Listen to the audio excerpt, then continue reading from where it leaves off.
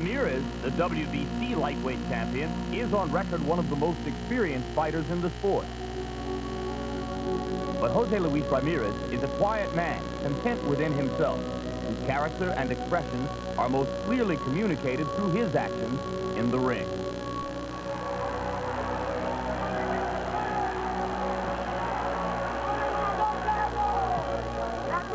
I think that Mexico and the world are going to come out winning because it's going to be a fight where there will be a little of everything. Class, strength, punch, a little of everything.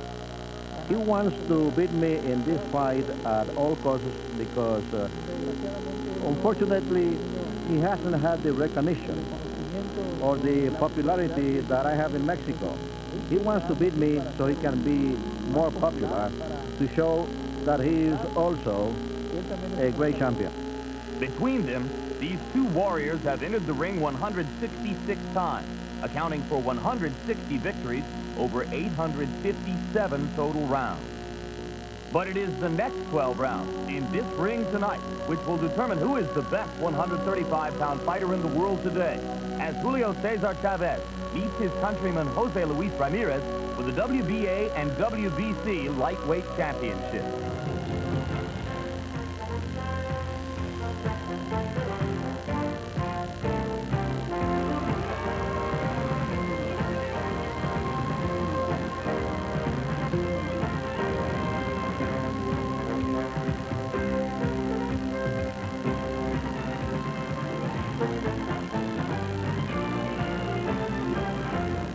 Tonight, World Championship Boxing comes to you live from the Las Vegas Hilton in Las Vegas, Nevada, where HBO Sports will present a unification of the WBA and WBC World Lightweight Championships as the undefeated WBA titleist Julio Cesar Chavez meets his most experienced opponent to date, the WBC champion Jose Luis Ramirez. A capacity crowd, very excited here in the Hilton Center. Just moments ago, this largely Mexican crowd watched a 21-year-old Mexican challenger named Raul Perez, largely unknown, lift from unbeaten Miguel Happy Laura of Colombia the WBC World Bantamweight title in a unanimous decision. They're very excited now as they get ready for this bout between two great Mexican fighters. Hello again, everybody. I'm Jim Lampley, and welcome to Championship Boxing on HBO. As always, I'm working with one of the most accomplished and eminent journalists in the sport, Larry Merchant. And Larry, we're going to see a fight which has a lot of significance for the sport of boxing. Well, let's judge it by what's going on in Mexico. In Mexico, this is bigger than big. It's as big as Hagler Leonard, as big as Ali and Frazier, even as big as Tyson and Gibbons. That big. But Chavez had an interesting observation. He said a lot of people in Mexico are watching this fight with a sort of morbid curiosity because they don't want one of their heroes to lose or to be humiliated. What that means for us is fierce, hand-to-hand and head-to-head combat from a country that produces probably the toughest, skilled fighters pound for pound in the world. So, folks, put your children to bed. This isn't Halloween. It's for real, Jim. And it's going to be a real pleasure for us, Larry, working tonight with a man who stands in for our colleague Ray Leonard as Ray gets ready for his bout against light heavyweight champion Donnie Lalonde next Monday night. Kevin Rooney, trainer of Mike Tyson and one-time great welterweight boxer himself, will get his first shot as an HBO expert commentator. And Kevin, we're going to watch two guys who are former stablemates who have spent countless rounds in the ring sparring together. What will that mean to the bout?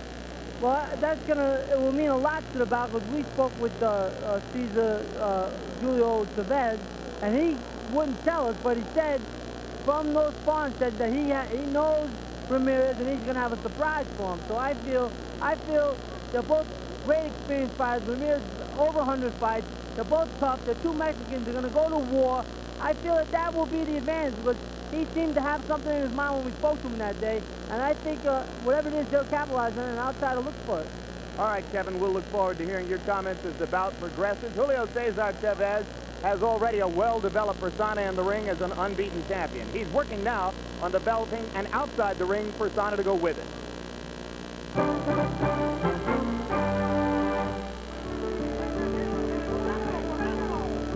Julio Cesar Chavez is seen by many as pound for pound the best fighter in the world today.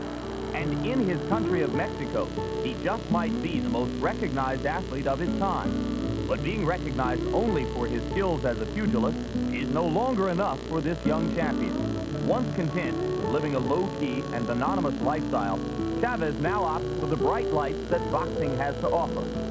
And oh, how things have changed. It goes without saying that boxing is entertainment, and the more visible a fighter, the more his marquee value increases. As hard as Chavez has worked toward becoming a world champion, he's now working just as hard at becoming a marketing commodity, a Madison Avenue sweetheart. And why not? Advertising agencies have always looked to athletes to endorse their products, and for their services, they're paid big dollars. But most of these athletes have been household names, and more importantly, they speak English. Chavez's drawback is that outside the world of boxing, he's still unknown.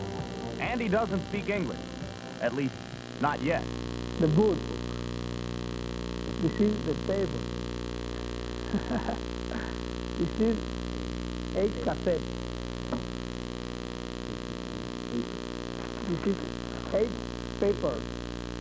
Oh my God. Bueno, estoy... I know that I am at a disadvantage because I do not speak English, but I am trying very hard. I'm learning the language for myself so I can be someone in the world. I'm practicing every day.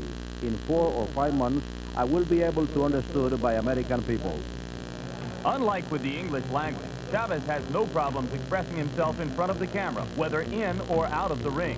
In a recent modeling session with famous fashion photographer Francesco Savulo, Chavez looked well at ease as Savulo snapped away. And then in another section, arranged by Don King with intentions of attracting a major corporate sponsor, Chavez was indeed a natural. Don King has taken boxing's future star under his wing, and he's banking on Chavez's good looks and charismatic personality, with visions of one day turning Julio into another Sugar Ray Leonard. Julio Cesar Chavez is a world entity. He's no longer just belonging to Mexico, he hails from Mexico. You know, you get him to speaking English first, that is the first and primary thing he needs to do. In the meantime, we're going to try to fulfill every suit that can help him to become that star. We want Madison Avenue to be there to see him. But what will advertising agencies and executives on Madison Avenue say when they do see Chavez? Will they be as willing as Don King to make Chavez their front page priority? It's a more difficult sell because a foreign athlete would have limited appeal, but guys like Camacho have been used in commercials before, Carlos Monzon, they never were what I would call speaking the King's English, but they spoke it well enough to be charming and to be charismatic. And I think that's something that someone like Chavez would have to work on before a client is going to put millions and millions of dollars behind that particular individual.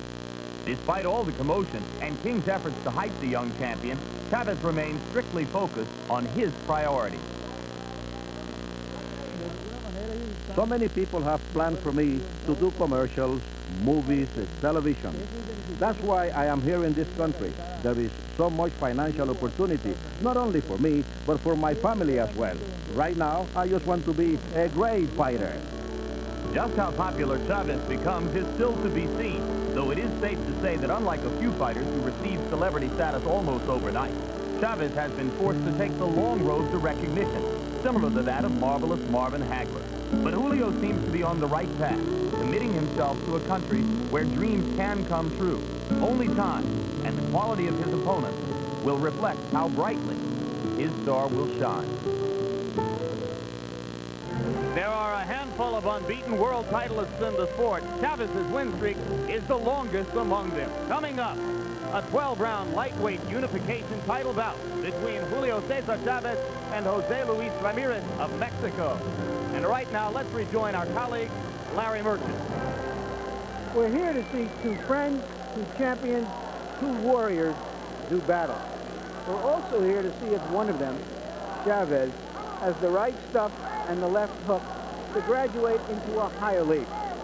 That would be the League of the Little Giants, the most famous of whom was buried today in Los Angeles, Henry Armstrong. Just 50 years ago, Henry Armstrong was in the midst of one of the most extraordinary accomplishments in all of sports history. He won 3 undisputed championships, featherweight, then welterweight, then lightweight, in 10 months. A decade earlier, Tony Canzoneri won 4 titles. In the modern era, only Roberto Duran and Alexis Arguello have been in that elite class of little giants. If Chavez wins tonight, then he will move onward and upward into the welterweight division and perhaps into that higher league. But Jose Luis Ramirez isn't here to cheer him on.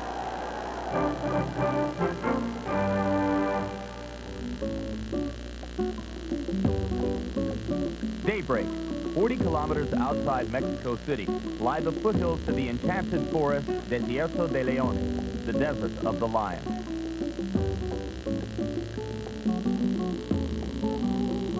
Inhabitants of the quaint villages which surround this desert toil at life, cherishing each day. Even if it's creating the necessary craft work for tourist dollars, enabling them to lead only the simplest of existences. Perhaps the most significant figure to come out of these hills is here temporarily. WBC lightweight champion Jose Luis Ramirez is training, somewhat reluctantly, for most likely his final attempt to resurrect a once promising career. I must say that I was pressured into this fight. I have to fight the #1 fighter from my stable. Since Julio is the #1 contender of my championship, if I didn't fight, I become unknown. So I had to grab the opportunity. Ramirez's fall from grace began in 1985 after he lost his title to the sequined Puerto Rican peacock, Hector Macho Camacho. This performance disenchanted promoter Don King, who had a younger, more saleable Latin attraction, Julio Cesar Chavez, waiting in the wings. After I lost to Macho Camacho, Don King forgot all about me and didn't get me any fight for a year. My manager Ramon got upset, and that's why we asked to be freed from my contract. Then I signed with the Acaris brothers to promote me in Paris, France. Unfortunately, the lure of a new career in Paris was accompanied by the customary French leer at foreigners. For Ramirez, a Mexican Indian no less, it was difficult to adjust to life in a sophisticated city. In the ensuing 2 years in France, 10 fights came and went, with the veteran Ramirez exhibiting only glimpses of his once brilliant skill. Then he reverted to his trademark methodical style in a hotly disputed victory over Pernell Whitaker. Most experts believe the Mexican had lost. Finally returning to his beloved homeland for good, Ramirez is still popular, for the dignity of once being world champion will never diminish. For a country still rebounding from the devastating effects of the earthquake barely 2 years ago, tonight's fight will bring positive publicity. Now Mexicans are faced with the prospect of choosing between 2 native sons. The old lion, Jose Luis Ramirez, or his dear friend and former training partner, Julio Cesar Chavez. Mexicans believe they will be proud no matter the outcome. For Ramirez, this could be his last tango. For me, it's not just another fight. I respect him as a person and as a boxer. Now that he's a great champion, he's defended his title well. He is a great man, but up in the ring, it's going to be war. He's trying to win, and I will certainly fight the hardest ever. After, outside the ring, it's going to be the same as always. A friendship that will through the years forever last. There was a time, years ago in Culiacan, Mexico, when that man on your screen was the pupil, and Jose Luis Ramirez was quite frequently in the sparring ring, the teacher. But tonight, Larry Merchant, this man, Chavez, once the pupil, enters the ring as a heavy favorite against his old stablemate. That's right. He's 26. Ramirez is nearly 30. Chavez is the up-and-coming star. But Ramirez, I don't think, was ever a star. He was the Pete Rose of boxing in Mexico. He just stuck with it. He didn't get a title shot until his 87th professional fight. There are a handful, as I mentioned, of undefeated world title holders in the sport of boxing. And among them, Julio Cesar Chavez has the longest existing winning streak. 59-0 by our listings, the listings of Ring Magazine and of the world governing bodies. Some claim that he has had 60 fights. He and his camp claim he has had 61 fights. One thing is certain, he has never lost. And 12 of those victories came in championship bouts. He is not a one-punch knockout fighter, Kevin Rooney, but 50 knockouts in 59 fights attest to his effectiveness. Goes a lot of combination punch. He goes to the body, goes to the head. He's got good snap. And when he hurts a man, they'll take him out. He's not a one-punch knockout artist, but he could knock you out with one punch if he hits you right. Well, you see him now saying hello to some of the greats of the sport in the ring as we get ready now to enter the minds of the fighters a little bit as Kevin Rooney broaches boxing strategy in his tips of the night. One of the things we have to look for out for Chavez is very vulnerable to a straight left hand from a southpaw. He's fighting Ramirez, who is a southpaw. Here we see him against Aguilar. He got hit with a left hand. He stays very calm when he gets hit. Here's with Rosario. He gets right on the butt. He took it like it was nothing. He works the body very well, and that takes the start out of a fighter. Here you see him working over Rosario. He's very close to him, which makes it hard for him to be hit, to be counted. He works upstairs and downstairs. He does that very well. That's one of the pluses for him. Now we're going to switch to Ramirez. He's very vulnerable to head punches. He stands straight up, and he's wide open for straight right hands, which you should throw when you're fighting a southpaw. We'll have to look for Chavez to do that, and that's something that Ramirez is going to have to try to get away from by bending.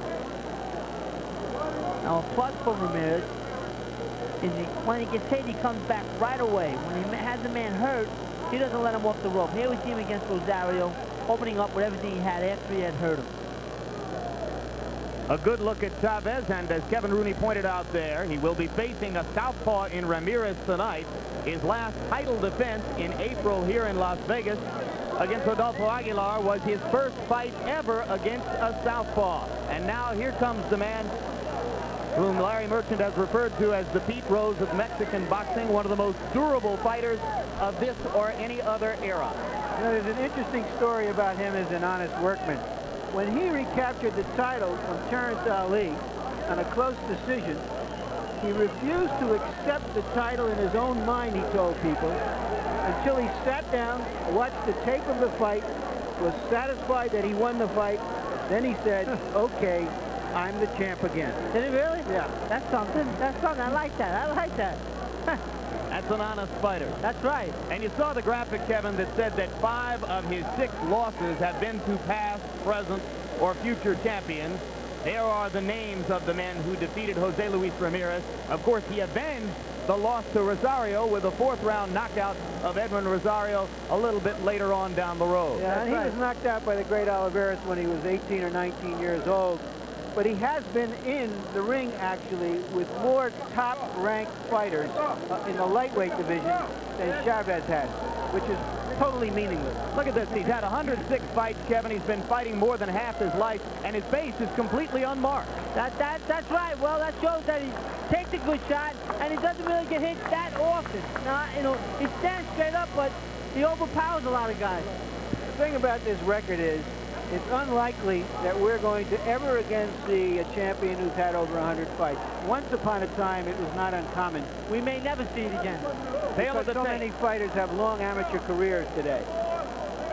And because of the economics of the sport, we could talk all night about that. But first, let's look at the tail of the tape, which will show you that the 2 significant differences between the fighters. Age, Ramirez, as Larry pointed out, pressing 30. Chavez just 26.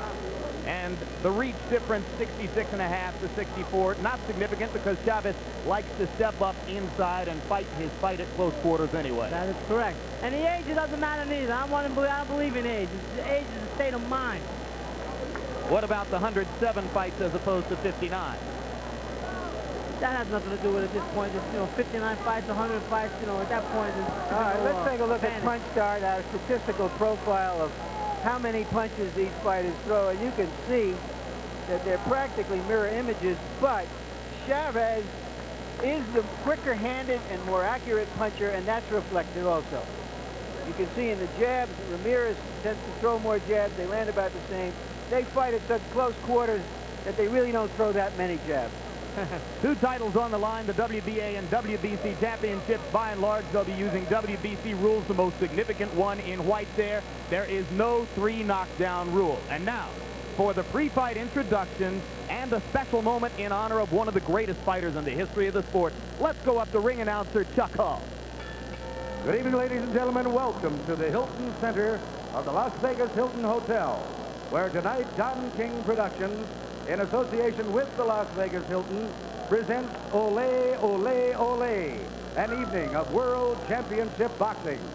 These bouts are sanctioned by the Nevada State Athletic Commission, Elias Ghanem, Chairman, Chuck Minker, Executive Director.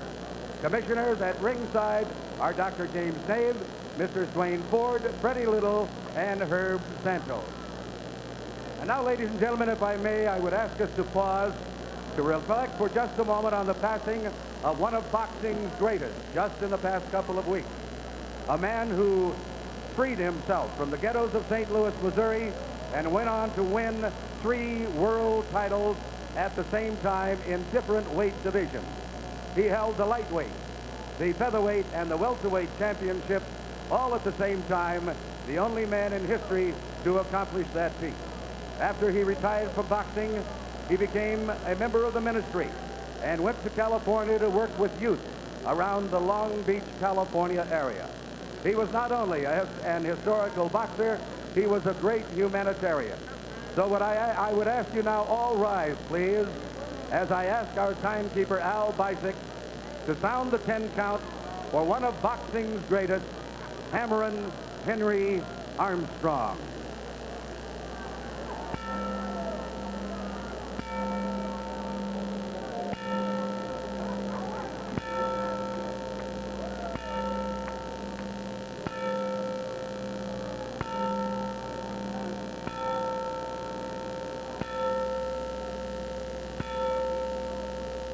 May God rest his soul. Now, ladies and gentlemen, the WBC representative at ringside, Mr. Dwayne Ford of Las Vegas, Nevada. Representing the WBA is Mr. Julio Castillo. And representing the Nevada State Athletic Commission, Dr. Elias Ghanem. The judges and officials assigned by the governing bodies for the next bout of the evening. The judges are Rudy Jordan of Los Angeles, California, Mr. Art Lurie of Las Vegas, Nevada, and Mr. Lou Tabbitt, also of Las Vegas, Nevada. The timekeeper is Al Bicyk. Counting at the knockdowns is Mike Lachella. The attending physicians at ringside, Dr. Cliff Pomansky, Donald Romeo, and Albert Campana. And your referee is Richard Steele. The next bout of the evening, ladies and gentlemen, the main attraction of the night. 12 rounds of boxing for the unification of the WBC, WBA Lightweight Championship of the World. Introducing, in the blue corner, fighting out of Culiacan, Mexico, weighing in at 134 pounds, with a professional record of 101 wins, 6 defeats, with 82 KOs. He is the WBC Lightweight Champion of the World, Jose Luis Ramirez. And in the red corner, also from Culiacan, Mexico, weighing in at 135 pounds. His professional record consists of 59 wins, no defeats, with 50 KOs. He is the undefeated WBA Lightweight Champion of the World, Julio Cesar Chavez.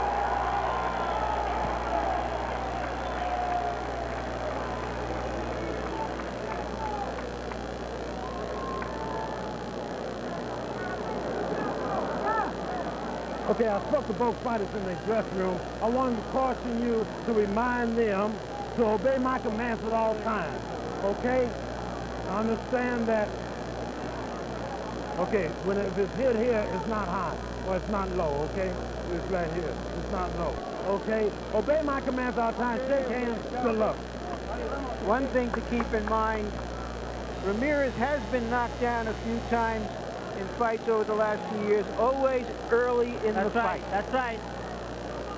I'm curious to see if that happens, if Chavez is going to finish him. Referee Richard Seal has handled Chavez's last 2 appearances here in Las Vegas against Edwin Rosario and Rodolfo Aguilar. No American referee has seen Ramirez for more than 3 years, his last 10 bouts having taken place in France. And remember that this fight is as much about neighborhood honor as it is about world championship. That's right, that's right. These kids really feel that. Round 1 begins between 2 men who know each other as well as any 2 boxers in the ring today. Chavez is starting out going side to side, and that's very important. Because Ramirez only knows one way to fight, right, Kevin? Straightforward. If he goes to the side, I'm going to get a clean shot. Ramirez is a good puncher, though. We can't neglect that. He has an excellent, excellent chance if he hurts Chavez to take him out of there.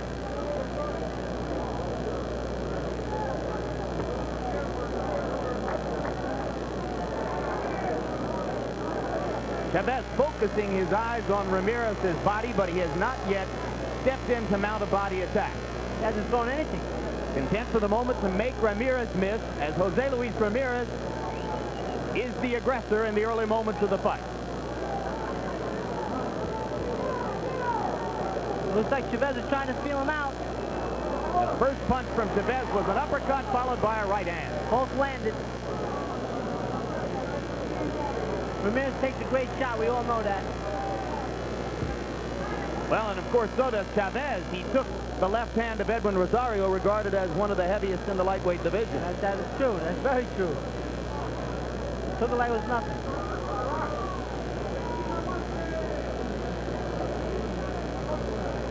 Chavez continuing to focus his eyes on a spot below the point of Ramirez's chin. Ramirez awing with the jab. Good right hand. Solid right hand by Chavez. Oh, good left hand by Ramirez there. They begin to trade punches now in the 2nd minute of round number 1. Feel now time is over. A right to the body and a left to the chin by Chavez. And now he becomes, for the moment, the aggressor. Made him miss nice there. He slipped away. He just didn't punch. You got to punch when he makes him miss. 2 right hands. You'll see a lot of right hand leads from Chavez, will we not, Kevin? That's right. That's what you got to do. That's always effective with southpaws. Always. That's the book on finding the southpaw. Lead with right hand. Chavez seems to be doing that. Good body. Another right hand lead from Chavez. Ramirez landed with the jab, missed wildly with the left. Left uppercut on the button by Chavez. He's thrown that twice and has landed twice so far. You can see there his uncanny ability to make a fighter miss at close range. Ramirez just unable to find Chavez's head. That's very important. Very important. Right hand landed just at the end of the round. They felt each other out a little bit, but Chavez landed the more effective blow. What you saw there is that Ramirez is all bullfighter. Well, Chavez is bullfighter is bull. I mean, Ramirez is all bull. Julio, muy buen round. That was a good round. Keep close to him and then on the side. Close to him and on the side. Good work. You're doing a good fight. Stay close to him and then to one side. You're doing a great job. That's good advice, but they should also add when he gets to the side that he should punch. Okay.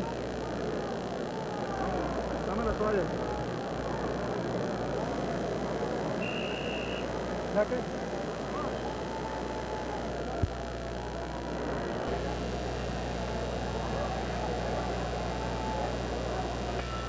The punch count statistic that showed Ramirez landing only 9 of 74 punches in the round, a reflection of Chavez's ability to slip in close. And Chavez begins round 2 by landing a solid right to Ramirez's head. Now Ramirez begins to look to the body more than he did in round 1. And that's what he should do. Body punches are very effective.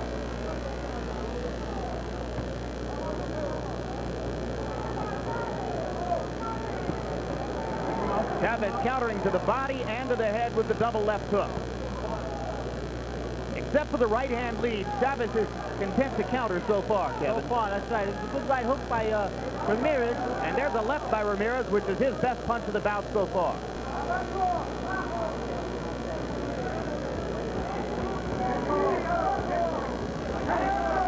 Double right hand.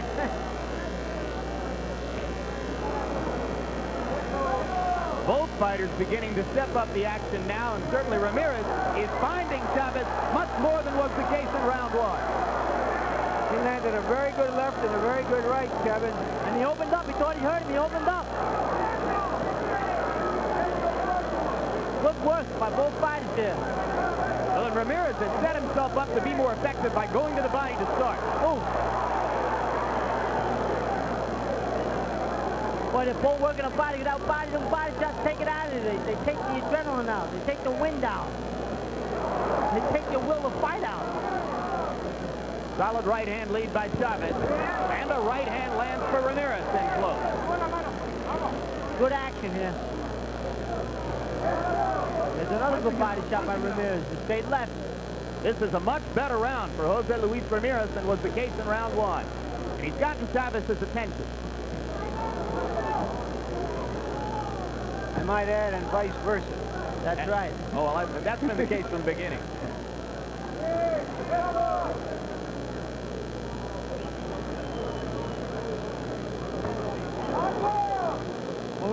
When Chavez leads with that right hand, it throws the fighter off. It gets him off his rhythm. He's been effective with it. He should do more of it. He come back with a left hook. You don't come back with the left hook. But he hasn't missed with the right hand lead. No, he hasn't. Chances are he wouldn't miss with the left hook. Good left counter by Chavez, but Ramirez continues now as the aggressor, stepping up the pace inside. Concentrating on the fight. It's a good move by Ramirez. That was slow Chavez down. A good little move to go to the side, but didn't punch. Solid right hand counter by Chavez. Both fighters landing as the round comes to an end. That was major league stuff you saw there. Two experienced, terrific fighters probing each other for weaknesses. That's right. Going at it. Always be ready to counter punch. Always try to hit him first. Always connect him. Try to connect him always. What rhythm? You have to put some more rhythm to it. And always hit him first. Don't give him a chance to do anything. Keep punching. Always close to him.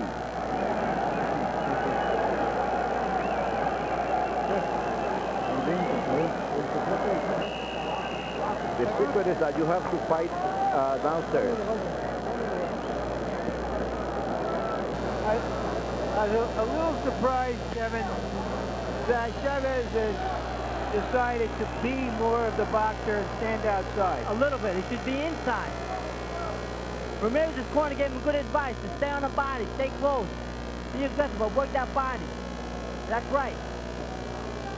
And you saw the accuracy reflected in Chavez's statistics for round two as our punch stat computer operators had him landing 26 out of 45 blows. But it is Ramirez who moves forward more of the time. Well, you know, I didn't see 26 blows land. If there was 26 blows landed, I think Ramirez would be out of there.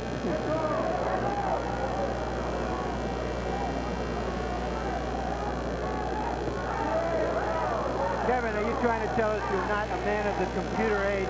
Exactly. Not when it comes to throwing punches. Somehow I suspected that was the case. Kevin Rooney with us, working for the first time as an expert analyst on HBO. Well, Ramirez is being very aggressive and being effective. Right hand and a left landed by Ramirez, and for the moment he has Chavez off balance. Yes, he does. He's scoring effectively.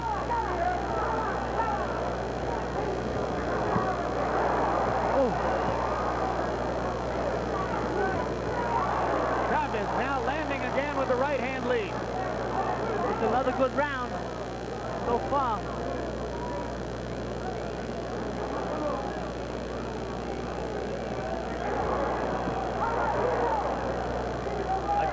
that right-hand lead lands.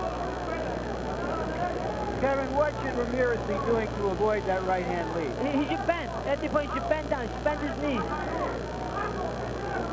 As you pointed out before the fight, his head is there to be hit. Right there. And strangely enough, he's landing a straight left on Chavez. Chavez beginning to pick up the pace with counter left and the right-hand lead. This round started out as a Jose Luis Ramirez round. Chavez has evened it up a little bit, but it's still wide open, I think. Well, we got less than a minute now, so we'll see who finishes stronger. That was a good body shot. Left and a right combination, both landed to the head of Ramirez.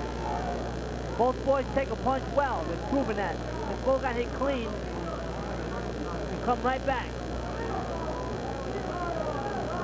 Well, Julio Cesar Chavez told us that he had something in his back pocket from the years of memory of being in the ring with Ramirez that he might use. Would you guess that it might be a decision to box a little more? It looked that way, going side to side, I guess. Because he really hasn't shown much. As far as, you know, I thought maybe with the left uppercut, but he stopped using that. Harold Letterman, our unofficial official, how do you score it so far? Larry, very, very close. I got a 2-1 Jose Luis Ramirez because of the fact that I think he's a little bit more aggressive during the last 2 rounds, and he's getting in a nice straight left, and I think Julio Cesar Chavez is having a little bit of problems with the left-handed style.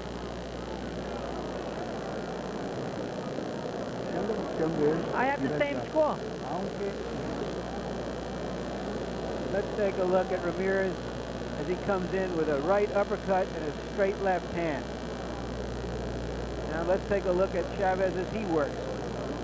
A right that landed on the jaw. You know, when you watch an intra-squad game on a basketball team, players know each other so well that they have trouble scoring and it becomes a defensive exercise. Here are 2 fighters who know each other completely well and yet both have been able to land effectively. That's right. Good point to bring out there, Jim. Kind of interesting. It proves that if you're willing to throw punches and take chances, you're willing to accept punches. And that's what both of these fighters do. Definitely, that they do. 4th round begins. Already tonight in this arena, one unbeaten world champion has been upset and had his title lifted from him. That's Miguel Happy Laura of Colombia, beaten by Raul Perez, 21 years old from Mexico. Chavez is 59-0 coming in, and for the moment, you saw that Harold Letterman and Kevin Rooney both had Ramirez ahead in the early going, but it's close. I should add here that I had Chavez ahead 2 rounds to 1.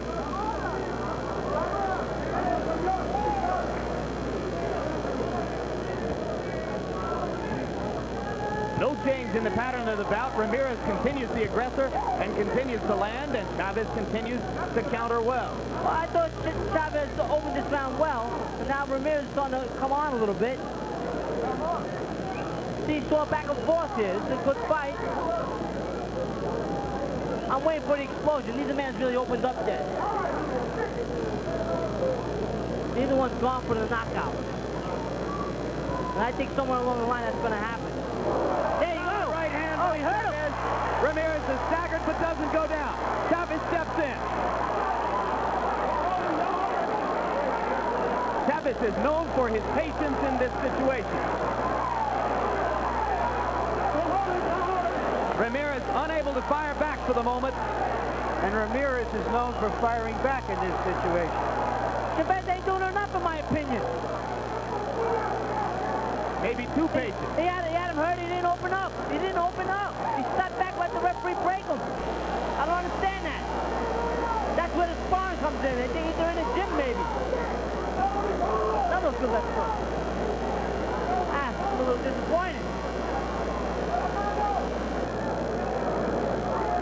No question that Chavez hesitated for a moment. Definitely. When he had the man in trouble. Definitely. He looked to the referee. And Ramirez comes back. Return left by Ramirez. It's a beauty. But a right hand from Chavez. This is, to borrow Larry Merchant's phrase, major league punishment on both sides. 30 seconds left, under 30. Not exchange. Good body there. Chavez be trying to do?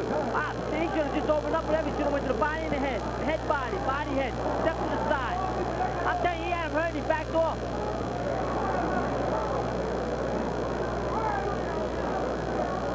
Maybe he bet the over.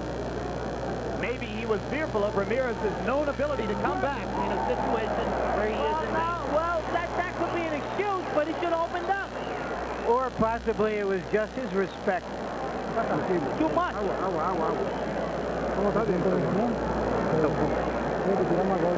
have to throw more punches.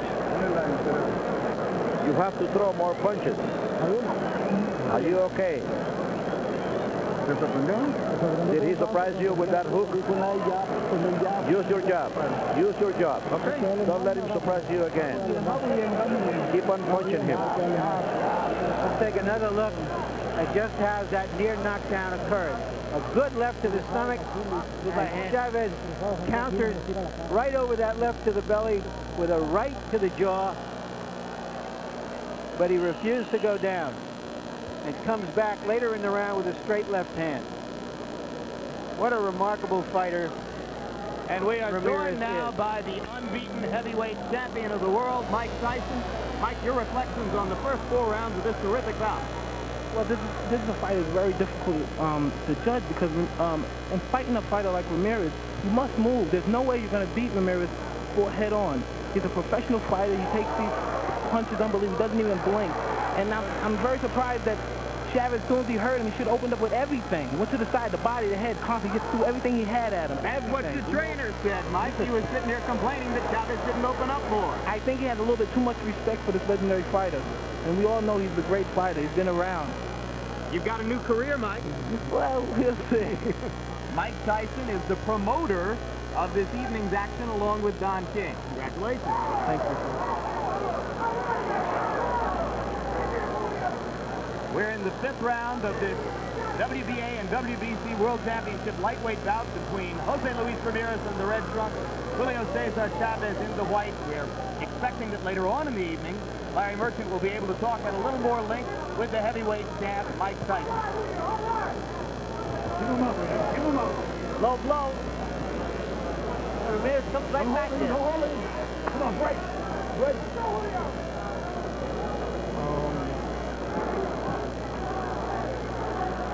You think Ramirez is now fully recovered, Mike? Absolutely. He's such a professional fighter, you know what I mean? It's his vein almost. Look at him, never blinks. Continue to come on. Julio allows Jose Luis Ramirez to back him up. Did that hurt him in the eyes of the judges, you believe? I believe absolutely. I believe that he's thinking about back when they started sparring with one another. Because I heard they used to have a great deal of sparring with one another. And Ramirez is a total professional, like I said before. He's going to constantly come out. He's so methodical. He continues to come and plot, never taking a backward step. And in due time, he'll break Chavez. I know a lot of people don't think he'll break him. Well, Mike, I disagree with that. I agree with everything you said so far, but I don't think he'll break Chavez. I agree that he maybe has too much respect there, and that goes back to this bondage. I definitely agree with that, but I don't think he'll break him. Well, a lot of strange things happen in the boxing ring. That's true, as we both know. In and out of the boxing ring. That's true, too. 34 seconds to go in the round. You've seen both men land at close quarters. Chavez continues to land the right-hand lead almost whenever he throws it. He's not doing enough. Like Mike Tyson said, he's not doing enough. Too much respect. If I was in his corner, if that was Mike, I would tell Mike, get out there and get right on this round. You had him almost out. What were you doing?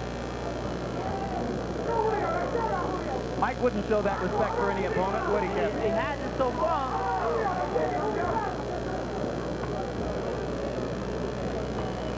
Round 5 comes to a close in a very close bout between two great champions. Just one more thing for the moment, Mike. Did you see the Damiani big fight Not today? at all. What happened? Damiani lost. Damiani stopped him at the end of 5 rounds on a cut and looked very impressive. Dominated. Really? Said he wants to fight you. Well, you know, Kevin, you shouldn't even talk. You know we're around. We're not going nowhere. Thank you very much. Let's fight him. Thanks so much, Mike. We'll be talking to you later. Mike Tyson, the heavyweight champ, goes on his way. Larry Merchant? We're in the corner here. Okay, use both hands. With Cesar Combination Chavez. of hooks. Combination of punches. How many times he tries to punch? Hit him back. It appears that Chavez is willing to put on a clinic of boxing here, whereas against some fighters he feels he can overwhelm them with aggression and staying on top of them. That his quick hands here are more of an advantage than just staying shoulder to shoulder with a guy like Ramirez. That's a good point. Round 6 begins. Kevin, your assessment to this point in the bout. I have the bout very close. I got a steady. I'm sorry, I have Ramirez ahead, 3-2.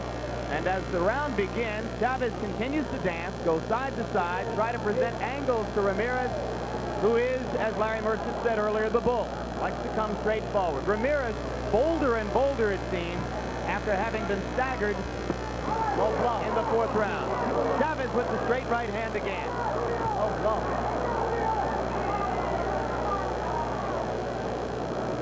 Ramirez has not been able to solve the right-hand leads by Julio Cesar Chavez, but Chavez doesn't follow up with the left hook to the body. Does not, and Ramirez stays right in his face.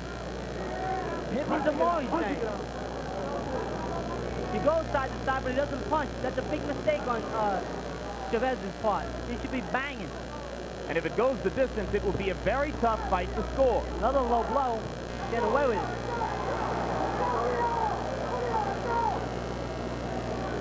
Richard Steele, normally a very active referee, has stayed away from the 2 low blows. Well, he may not have been in an angle to see him. We can see him.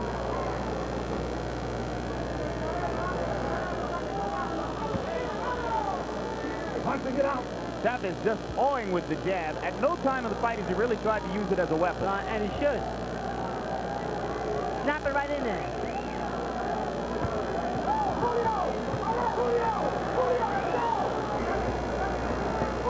Good series to the head by Chavez. Again set up by the right-hand lead. Ramirez keeps coming forward.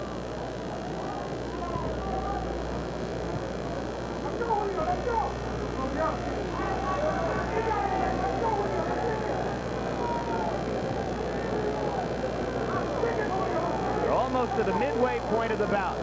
There has been one great moment of drama when Ramirez was staggered in the 4th round, and Julio Cesar Chavez let him off the hook. That's right, he let him off the hook. The question, I think, is whether he did it deliberately. I think he did, the way I looked at it. We hurt him there. Right-hand lead continues to hurt Ramirez. Again, Ramirez staggering. Ooh, this guy's hurt, but he's not opening up enough. Got him hurt again.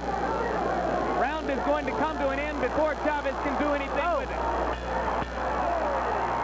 Julio Cesar Chavez with a rousing rally, but again, Jose Luis Ramirez stands right there. Took it all. Lo he visto. Cuando usted quiera, póngase un poquito serio este round y nos vamos al vestuario prontito. Papá, nadie le gana. Usted es un I've been telling you that you can do it. Get serious. You're a phenomenal guy. Do it in this round if you want to do it. I told you, you're doing it fine. A little bit more and this is finished. Come on. You are showing that you are very good. A little bit more.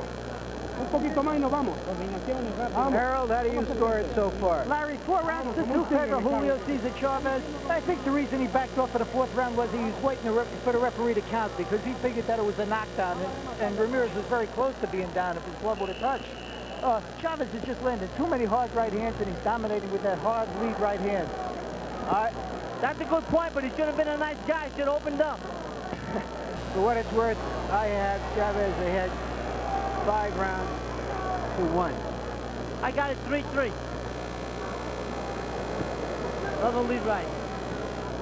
Ramirez with a solid right to the jaw of Julio Cesar Chavez. But Chavez takes the punch very well, as he showed against Rosario. And so does Ramirez, because he took a lot of punches at the end of the round. He can't really comes out fresh like it's the first round.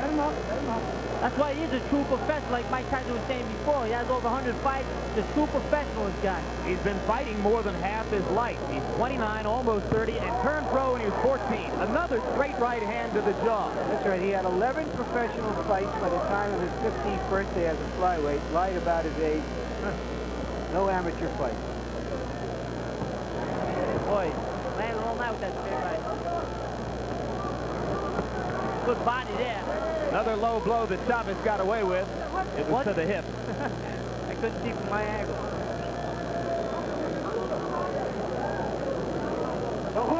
Chavez should be working the body more. And for the first time all night, Ramirez looks a little bit worn. He looks down at his shoe tops as he stepped back toward the rope. It could be that the constant pounding with the right hand is starting to take its toll. A left and a right in close. Got to do more of that. Got to work the body more. I think if you work the body more, you bring him down. That was a good right hand to the body. He's opening up.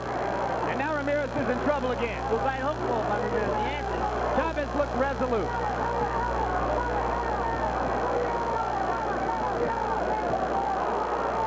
This is brutal punishment. Ramirez can't stop the right hand. You got him hurt. Should open up with everything he has here. He's not. In my opinion. Step to the side and hit him. Get to the side. You talk about respect. Chavez is showing perhaps inordinate respect for his friend and former stablemate, Jose Luis Ramirez. Plus Ramirez is earning. He's taking these shots well. He won't go down. He's not fighting back as much right now. Starting to swell around the left eye. If I was Chavez, I'd just open up with everything. Chavez lands again to the left eye. So he can't miss with that right hand. If he's holding back, I'd hate to see what he does with his enemy. Okay. These punches are all landing by Chavez. I don't see the killer instinct. I don't know, maybe it's the other way around, Kevin. How does Ramirez stand up? Well, he's a true professional fighter, like we talked about and Mike Tyson talked about. That's a fact. This guy's a pro. Left hand lands. This round has been all Chavez. And the roar goes up for the crowd for all the overbetters. The over-under was 7 rounds. I made that a 2-point round for Chavez. He is very good, but he is tired. Be sure that he is getting tired. Even though he is so good, he is tired. He's getting tired, and you could do it. He is very smart. Don't let him outsmart you. You have to hit him. You have to hit him. Luis, you have to hit him. Hit him hard. You're doing very well. You're fighting very well. Little more pressure. Little more pressure. Let's go. Let's do it now. Kevin, why are the handlers telling Ramirez, who certainly knows better, that Chavez is tired? I guess they're just trying to soup him up, give him confidence. It's going to show you sometimes these guys don't know what they're watching. Yeah, but the cornerman can lie. The right hand doesn't lie. Exactly. And he knows that. But again, you know, not just sounding to keep repeating, he's a top professional fighter, this guy. This is what a professional fighter does. No matter how he feels, no matter what happens, he performs, and that's what Ramirez is doing. He just, in my opinion, is in with another potentially top professional fighter. That's why I had to disagree with Mike Tyson. He won't wear him down. There's a good body shot.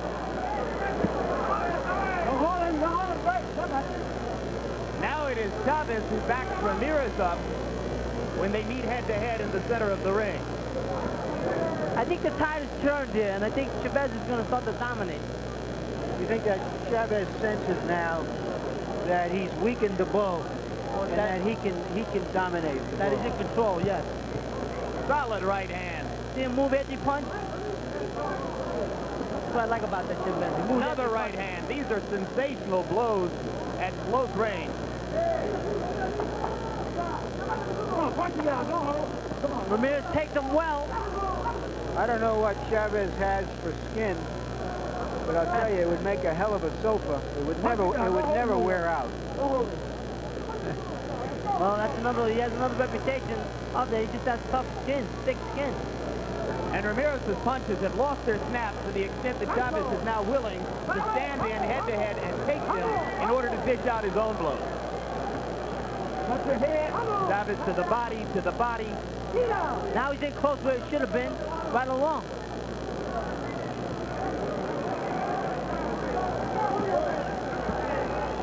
Well, I don't think he's worried about what he gets in return now, Kevin. Ramirez is just clawing at him. Well, I'll tell you, you better worry a little bit, because if he gets tailed, this guy could hurt him. You remember Rosario, he had him hurt in the 12th round, almost knocked him out. After taking a beating for 12 rounds. There was a good right hook right there by Ramirez. It's a good exchange here. Kevin, I don't remember seeing an exchange like this in the corner on the ropes for this long with two guys hammering at each other in quite that almost clinical way. You're right. I can't remember when it was. Yeah, a little trickle of blood on the bridge of Chavez's nose. Oh, yeah? I think it's his. Gonna exchange it again. I'll tell you, this Ramirez, he's right there. And look at Chavez just back him up with the shoulder. That's right, right on him, right on. Close enough where he can't get hit. Well, they're fighting for a neighborhood championship as well as a world championship, and there you saw a real neighborhood war. That's right. Agárrame esto. Agárrame esto. Let me see what we have here. Let's do it like, as you were doing it before. Julio, no se ponga a cambiar golpes, okay? Do not try to exchange punches with him. Do it at the beginning. As you were doing at the beginning. Boxing. Now he cut you already. That's not too serious. Don't worry about it. You have to keep on boxing. He has one eye almost closed. So keep trying at it. Venga.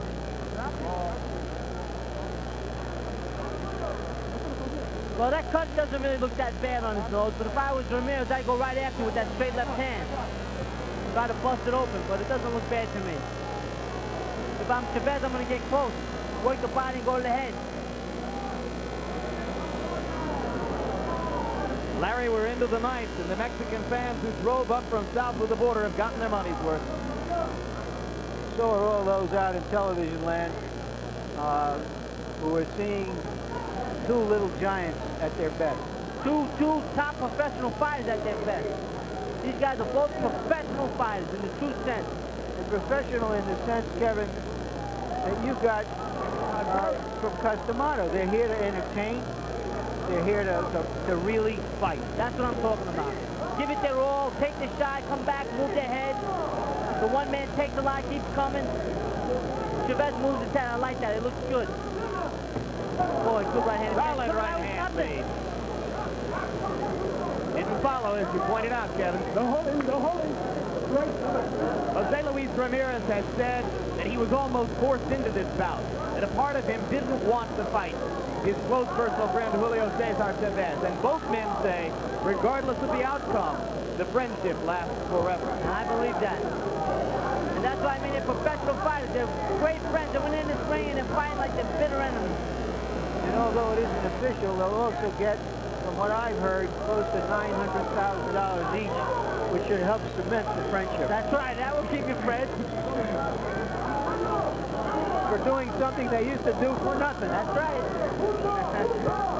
Two solid lefts and a right hand by Chavez. Then he The got accuracy of his punches taking the toll. Then he got out of there. It's another good round for Chavez. And more it looks like Chavez is going to be content to try to rack up a decision and depend on the judges here. That's right. Just outpoint him. Well, if he hurts him along the line again, I would like to see if he'll go after him. Very curious to see that. There were some power punches by Ramirez. Went downstairs, upstairs. Answered by Chavez. It's a very entertaining fight. Kevin, more and more it appears that the tide of the bout is Ramirez do to reverse it again? Well, I think he had to jump on him and, like, you know, exchange with him, hoping to catch him with a good shot to open up a little bit, back him up. He's letting him box, control his tempo. He gets him on a rope, he lets him get off the rope. He's got to keep him on a rope, maybe get a little rough. Grab him, hold him. There's little tricks he can do. He better do it or he's going to lose this fight. Chavez landing right hand after right hand. Ramirez has never found a defense for it at any time in the 9 nearly completed rounds. Now complete. And they touch gloves. I don't like that. Better.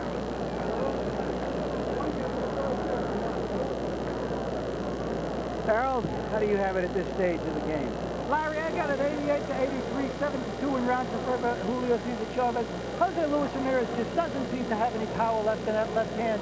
And I think Julio Cesar Chavez is just murdering him with those right-hand leads. And Chavez is just sweeping the last 5 rounds in a row. And he's winning the fight very, very big. Agreed. Agreed. So we're unanimous. There you go. That's not what you would call a classic right hand. It's a kind of somewhere between a jab and a big right hand and a hook. It's not a punch that's designed to really hurt. Not to knock you out, just to annoy you. Throw him off his pace. He's going to get into it. Although I confess that I wouldn't want to be on the end of it. 3 rounds to go in this championship bout, increasingly dominated by the man in the white trunks, unbeaten WBA World Lightweight Champion, Julio Cesar Chavez. Oh. The one thing about Ramirez, you can't count him out. We can remember the Rosario fight. Rosario had him down twice in the first couple of rounds. He looked at he was gone. He stopped Rosario in the 4th round. And if I remember earlier, I think it was the 2nd round, when he thought he hurt Chavez over here in the corner, he opened up. That's what he has to do to get back in. Really, to have a chance to win, he's going to have to knock him out. Chavez has twice had Ramirez seemingly close out of his feet in the bout. Neither time was he able to knock him down. That was a good right hook by Ramirez. Chavez took it well. That was his best punch in many rounds. I think he hurt him a little bit.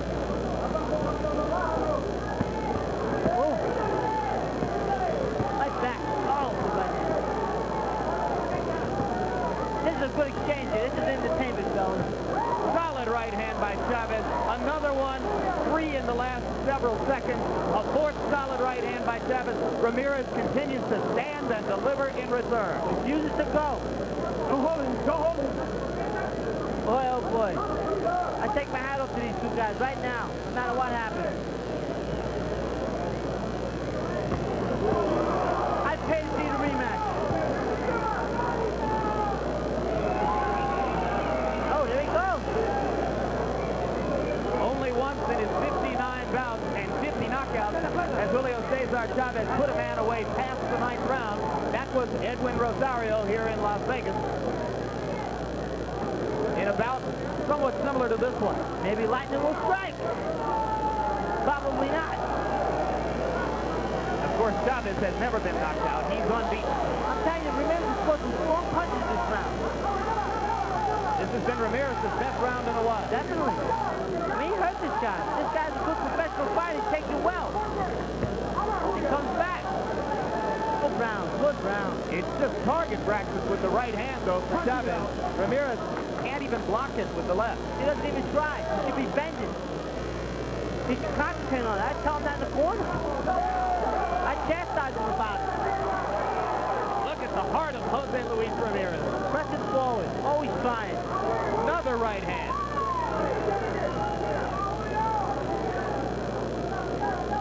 This is remarkable sustained punishment that Ramirez has been able to endure and continue to fight. And fight well. He won that round. I agree. This is like one of those movies where you see so many punches, you say, nobody can take those punches. This is fiction. And what we're seeing here is two guys who are making reality out of that kind of fiction. Now you have cuts or twice. You keep on boxing, jab, but keep on working on him. Try to hit him in the chest. Here, at the chest. We're all behind you. Don't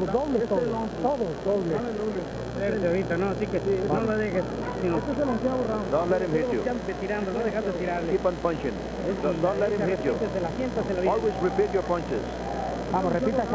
Repeat your right hand, Julio. Repeat the right hand. If it goes on this way, both men can go back to the old neighborhood with pride. With their heads held high, that's right. 6 minutes to go. Julio Cesar Chavez in the white trunks, Jose Luis Ramirez in the red. We heard mostly cheerleading from the corners. There wasn't really any substance to what they were saying. I don't think we're going to see anything too much different, Kevin. No, we're not.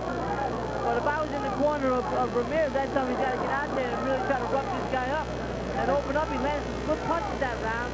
He heard of it. The man takes the shot well. Just go for it. He's got to go for a knockout. That's what I would be telling him.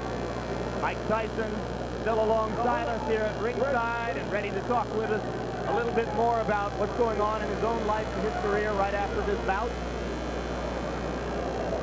Tremendous championship action in the ring. Right hand, there's a cut. And it should not stop the fight over that. No way, no how. Now we know that Ramirez is cut. Chavez is not. No blood coming from Chavez. It should not stop this fight. No, and Chavez is shaking his head because he's disappointed. I've been curious all along. The two fighters who are noted for going forward, when and if that might happen. It was a distinct possibility. I'm certainly glad it didn't happen early in the fight. Accidental butt. That was an accidental butt. Let's clarify that right now. And particularly with the southpaw against the conventional fighter. There it is. There you saw both fighters coming straight ahead, and they stopped the fight. Nah. It's hard to see from here how bad that cut is, except that it is trickling directly into the eye. Down. So what? It doesn't look that bad. So what? Painful anti-climax in the ring. That's bad. Neither fighter satisfied with this. That's nothing. They're crazy. The doctors are crazy. How? Okay, well, in my estimation, I think they're going to go to the scorecard.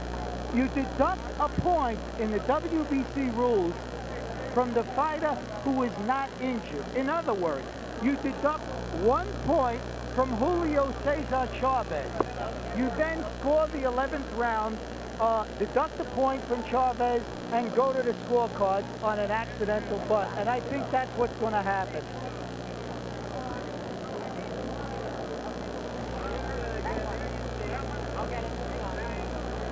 Ooh, that was a bad little bang, but Remember, before the fight, what we're going to see here is hand-to-hand and head-to-head combat. And I'm a little surprised that this hasn't happened earlier. And grateful. well, I can argue with that a little bit because their boys were fighting well, but they know what they were doing. So when you know what you're doing, you don't bang your head. That was an accidental butt. They both were coming at the same angle, which what happened. A lot of times, with a southpaw against a conventional fighter, it happens in the first minute of the first round. That's right, but they're two good fighters. They know what they're doing, and they know each other. I still say they should stop the fight. They never stepped on each other's feet. They never entangled themselves in any way. I'll tell you this, fellas. If you had a division of troops like these two guys, you could conquer the world. Let me say this. This is why I disagree with doctors having the power to stop fights and whatnot. That had to stop the fight. All right, Chavez is winning, but that guy has a chance to knock out at any point in time. Now, that's my reason right there. This is a good, entertaining fight. You took away 2 rounds for this man maybe to have a chance. Maybe. There we go. We're seeing the screen now. Don't look. It's nothing. It's nothing. That was a bad call. That's a bad call. You think that he based his decision on the fact that Chavez was far ahead, and so he decided in a questionable situation? Yes, exactly, yes, and I don't think he should do that. The man wanted to keep fighting, unless the man said something over there, which I don't think he did. He showed very disappointment in his face. I mean, things like that piss me off. Right now, this is in the hands of Lou Tabat, Art Lurie, and Rudy Jordan. The three judges empowered by the State Boxing Commission here in Nevada to now determine who will be the winner of this bout. Is it going to the scorecards? Is it an accidental bunt? Well, Harold Letterman is suggesting that it will go to the scorecards, and that is the WBA rule, which is being used in this instance. So have we heard anything? Harold Letterman, let's open Harold one more time for a final analysis here. Okay, Jim, it's not the WBA rule, it is the WBC rule. In a WBC rule, on an accidental butt, 1 point is deducted from the fighter who is not injured. In other words, 1 point will be deducted from the score of Julio Cesar Chavez. I believe that they will score the 11th round, and the person who has the most points after the 1 point is deducted from Chavez's score will be the winner. Now, in our estimation, Chavez is far ahead, so Chavez should win on a technical decision. Right, let's go up to Chuck Cole right now and find out. Ladies and gentlemen, here is the decision as rendered. Referee Richard Steele deducts 1 point from the score of Julio Chavez for the butt that has just occurred. I will now read the scores of the officials. Judge Rudy Jordan scores the bout 96-94. Judge Lou Tabbitt scores the bout 95-93. And Judge Art Lurie scores the bout 98-91.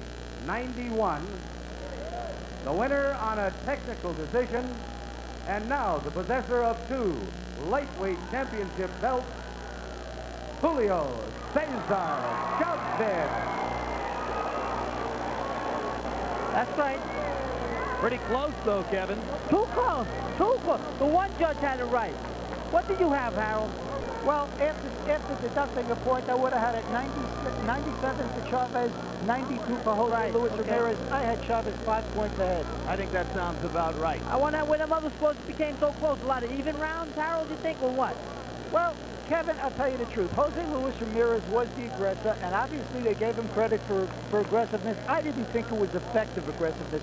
I thought that when Ramirez would move forward, he would get nailed by Julio Cesar Chavez's right hand. So you actually score on 4 points. On clean punching, effective aggressiveness, ring generalship, and defense, but it has to be effective aggressiveness. And this is the reason I think the judges scored that many points for Ramirez. They gave it to him on his effectiveness, but yet I still think it wasn't effective aggressiveness. I think that Julio Cesar Chavez landed the clean, hard punches. But you make a good point, Harold. Some judges are tremendously swayed just by which fighter is coming forward through most of the bouts. But my point is, what were the rounds being scored? Even rounds where they're giving them to Ramirez? Because I have it, 1, 2, 3, 4, 5, 6 rounds for Chavez.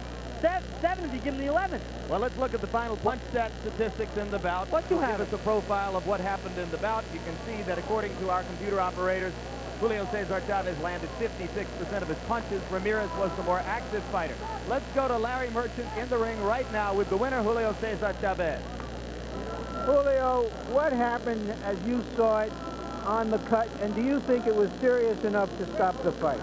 ¿Crees que si la cortadura era lo suficientemente honda como para suspender el encuentro? Bueno, todavía no le he visto la cortada, pero I still haven't seen the cut. él cuando entra agacha mucho la cabeza. When he comes in, he comes out with his head. Do you feel that both of you have won your honor in this fight, that you can go back home feeling that you both performed as well as you could? ¿Crees que ambos han ganado un honor con esta pelea y que pueden ir orgullosos ambos cuando regresen a México? Yo creo que sí, fue una buena pelea. I think so. It was a very good fight. Yo hice mi pelea. I did my fight.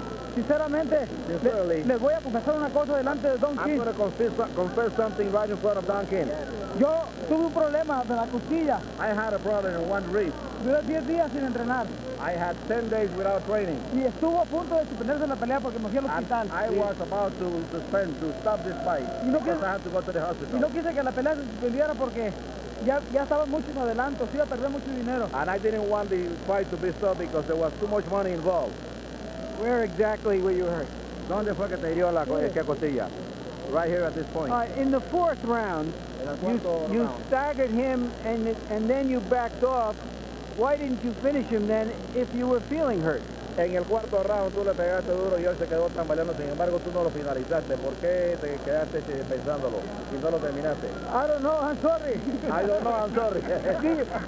do you think there was in you a little bit too much respect for him at that stage of the fight? Puedes calificar esto como mucho respeto de parte tuya hacia él.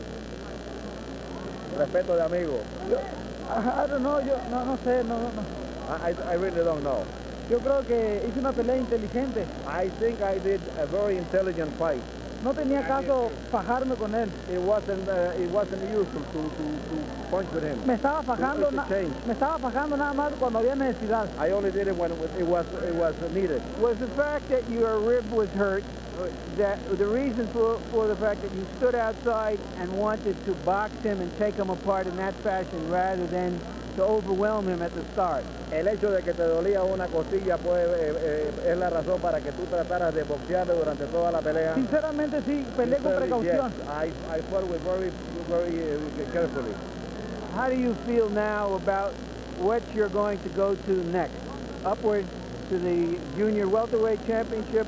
I don't know, don't team. Thank you, muchas gracias. I love you too much. What did you know, or ligero? I don't know. Junior welter or light, But you do want to go on to fight the bigger men. Yes, very good. Yes, very good. Just one quote from you. You said you want to leave tracks in this life. What do you mean by that? ¿Qué tú quieres decir cuando tú dejas una huella en la vida? Quiero que todos me recuerden como un gran peleador. I want everybody to remember me as a great fighter. Thank you very much. I love you all. Thank you. Thank you. And back to Jim and Kevin. All right, thanks, Larry. Kevin, a lot of people feel that the only man in the sport of boxing who is comparable to the fighter you train, Mike Tyson, in terms of his dominance, his skill, his ability to excel in his division, is Julio Cesar Chavez. How do you rank him in the overall boxing world after what you saw tonight? Well, if I had to put him up to the top of the game right now, just be the determined professional fighter. He showed a lot of professional qualities. He may be even a little more professional than Mike Tyson right now. I mean, there's a lot of young fighters out there that have the potential to reach that point, but he's at that point right now. We'll have more chance to talk about that in a little while. Let's go back to Larry Merchant in the ring. All right, I'm with Richard Steele, the referee. Would you describe why the fight was stopped on a cut that, from us in ringside on the other side of the ring, appeared not to be that serious? The cut was very bad. The cut was in a bad position because it was right in the middle of the eye, between the eyes. It was high, but it was between the eyes. That means that the blood would have been going into his eyes if we had to let the fight go on. You don't think somehow, and you can describe this to us as you see it, this was right after the fight, after they banged heads, that a fighter who fought as bravely and courageously as Ramirez in this fight, don't you think he deserved the opportunity to show, even if he could complete that round? Yes, well, you know, we gave him every opportunity, you know, all through the fight. You know, he fought a very courageous, very good fight, you know, but we can't let a fight go on when a guy is seriously hurt. And that was seriously cut. And most of the time I have seen during all of the years that cut is going to just keep on going down and keep getting larger. Just this last thing, Richard. Does the fact that it appeared that Chavez was winning the fight, perhaps even dominating it in the late rounds, does that go into the equation when you decide to stop a fight on that kind of a situation? That has a lot to do with it because the guy was getting stronger. You know, Chavez is a wonderful fighter. He's a good counterpuncher. He's a good banger. He's a good bouncer. He's very clever, you know, and he was showing that he was the best tonight. So that went into the decision. You might as well stop it now before any further damage. Thank you, Richard. Thank you. Jim? All right, thanks very much, Larry. And while Larry tries to get a hold of Jose Luis Ramirez, I will remind you that we still expect, before we leave the air, to have a few moments to talk with the world heavyweight champion, Mike Tyson, who became, in partnership either formally or informally with Don King, it's open to question exactly what the arrangement was at this moment, the co-promoter, at least, of tonight's card. And Larry Merchant gets ready to talk to Jose Luis Ramirez. One more brief comment from you, Kevin Rooney. You say you might have disagreed with the decision to stop the fight there, but to give credit where credit is due, a lot of people believe this man's the best referee in boxing, do they not?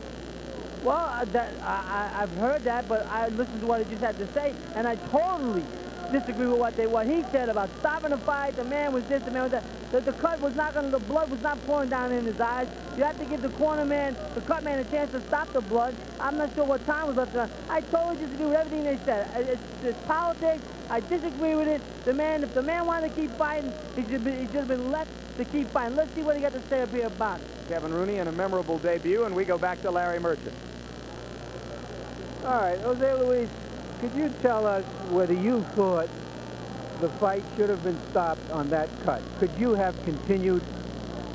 ¿Crees que la pelea debió haber sido suspendida debido a la cortadura o tú crees que podrías haber continuado? Yo pienso haber continuado, puedo continuar, pero ya la pararon. I could have continued fighting, but they stopped it. Are you angry that they stopped it? Do you still feel you had a chance to pull out a miracle knockout? ¿Te disgustó que la cancelaran y que tú crees que hubieras podido ganar la pelea con un knockout? Bueno, yo tenía confianza ya que para mí fue un atraco eso. I was confident because I think this wasn't too fair. Do you feel, as Chavez feels, that you fought your best and that you can go home feeling that you did your best? Que si tú crees, como lo cree Chavez, que tú hiciste una gran pelea y que puedes regresar a México orgulloso de haber hecho lo mejor que pudiste. Pues sí, yo para mí iba ganando la pelea ya que él andaba boxeando, pero iba presionando todo el tiempo. Yes, I think I was winning this fight because it was only boxing and I was doing the pressure. Did anything happen in there that reminded you of the old days when you used to spar together, or was it a different feeling? ¿Sucedió algo durante la pelea que te recordó cuando ustedes practicaban juntos o era un sentimiento distinto? No, pues es lo mismo, ya que yo boxeado varias veces y le fue lo mismo aquí arriba. It was always the same as always. We've been fighting this way for years and it was the same thing.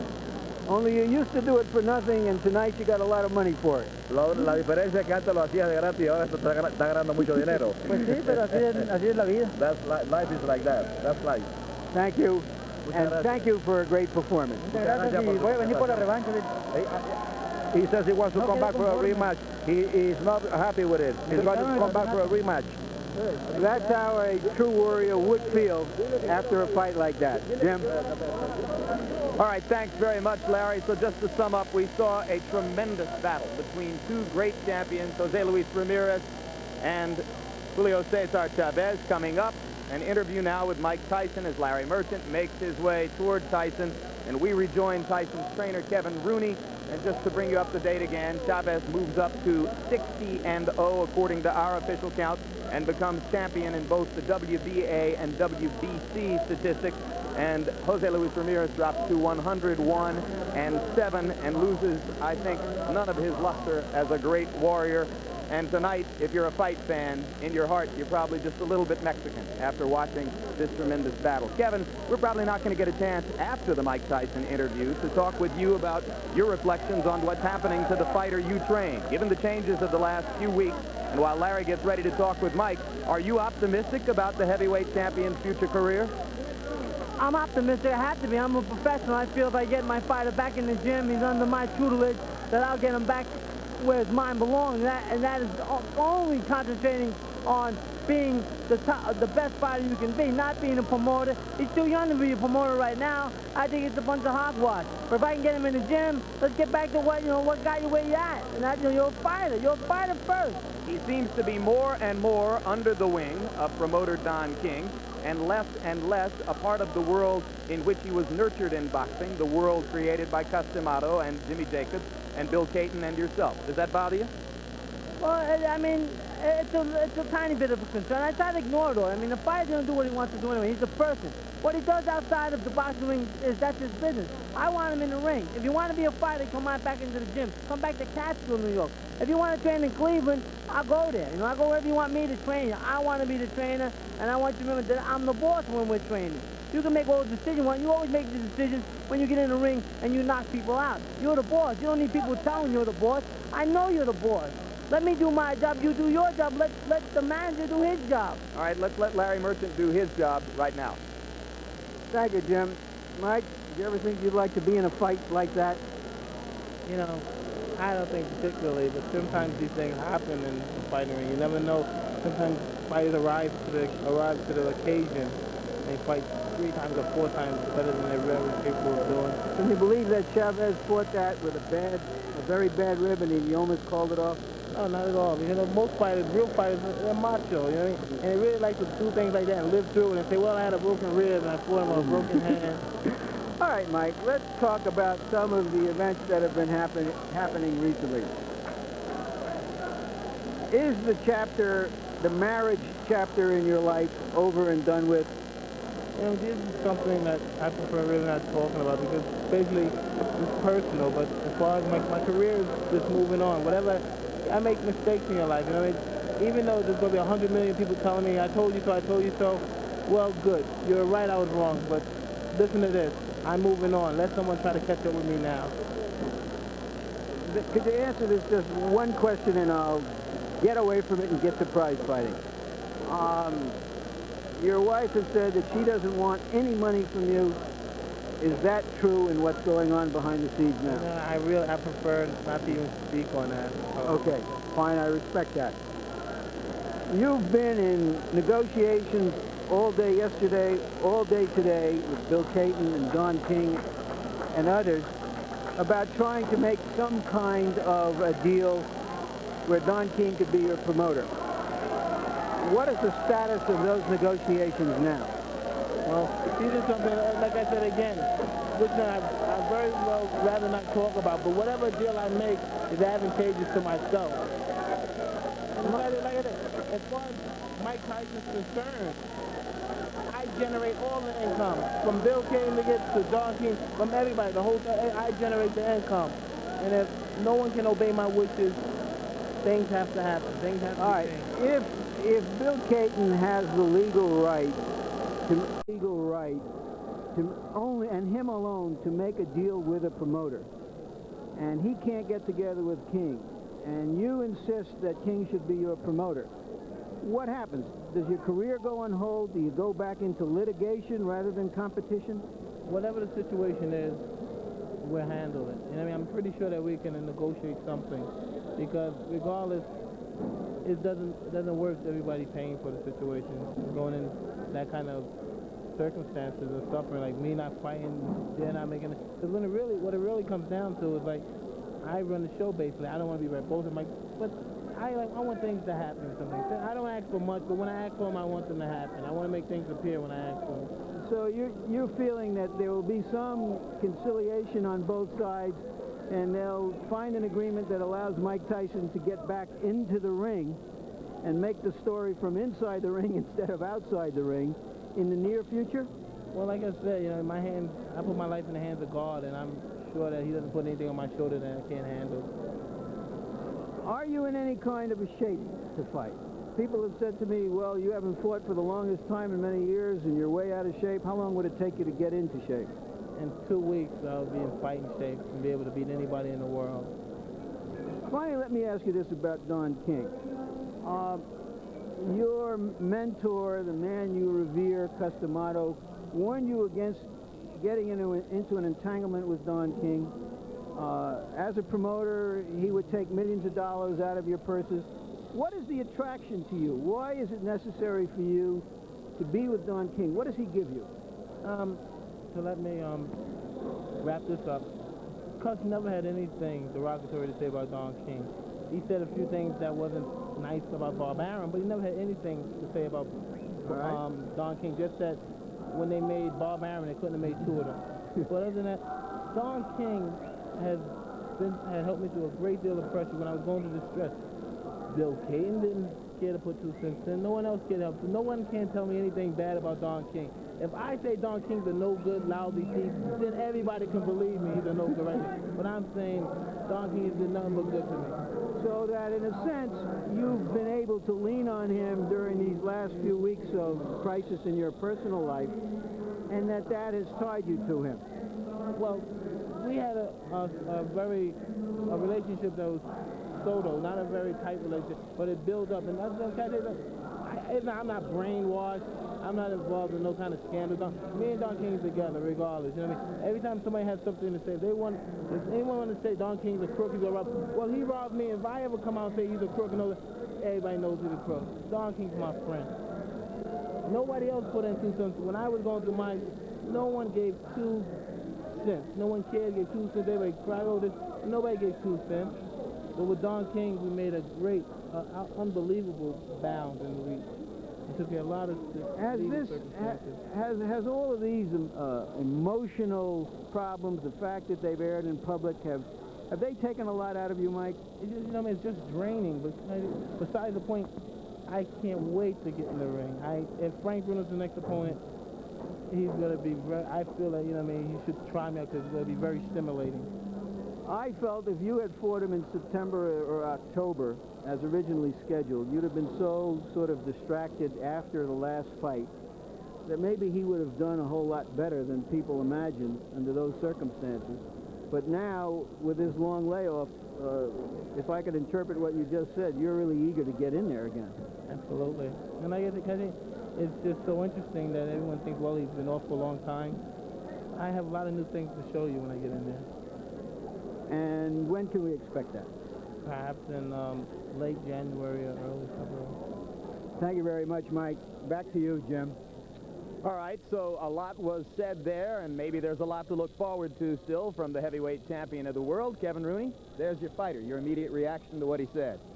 Well, I mean, he's leaning, it sounds to me like he's leaning towards he wants to fight again, and that's really all he should be concentrating on is that. Now, look, if Don King wants to be the promoter, you want him to, fine. You know, you have a manager, deal with the manager, which, the way I read the conversation, is what they're going to do, so that's good. I'm happy.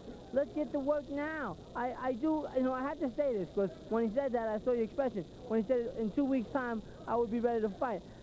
My expression was something like that. I happen to believe that that is true. I know, 2 weeks? In 2 weeks' time, now, he said, I'll be ready to fight. Now, I'm saying in 2 weeks' time that he could fight. See, we learn from coaches that it's all mental. Fighting is mental. Now, in 2 weeks' time, if I had to train really hard, spar him 5-10 rounds every day, if he did it in 2 weeks, he'd probably be able to step in and fight. But I'm a professional. I'm not going to do it that way. I'm only agreeing with that statement. I mean, it sounds wild, but I'm not going to say Mike Tyson is crazy, because he's not. Like Coach always said, if you believe it, you can do it. Now, if he believes it, I'm positive he can do it. You're going to want 6 weeks. I want at least 6 weeks. I want him in the gym tomorrow. Now, I'm not going to be there. He's not going to be talking. I want him in there in a week's time. I want him to straighten his business out. I mean, I commend him that he's wanting to take charge of his life. You got it. Fine, great. Just talk to people. Don't ignore your man. Don't ignore Bill Caton now.